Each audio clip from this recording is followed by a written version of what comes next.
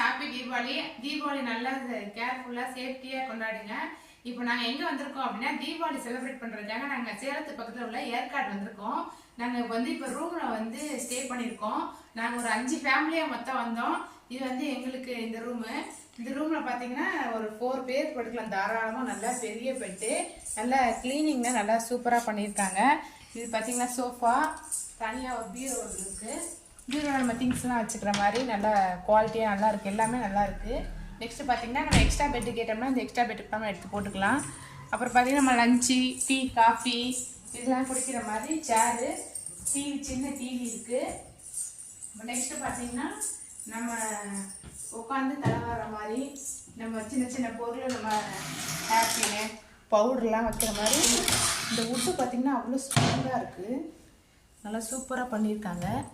பார்க்கும் போதே அவ்வளோ அழகாக இருக்குது. நெக்ஸ்ட்டு பார்த்தீங்கன்னா பாத்ரூம் பயங்கர நீட்டாக இருக்குது.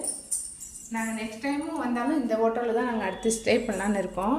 இந்த ரெஸ்டாரண்ட் பேர் அஞ்சலி ரெஸ்டாரண்ட். ஓகே ஃப்ரெண்ட்ஸ், உங்களுக்கு இந்த இது பிடிச்சிருந்துச்சுன்னா சப்ஸ்கிரைப் பண்ணுங்கள், ஷேர் பண்ணுங்கள், லைக் பண்ணுங்கள். பாய்.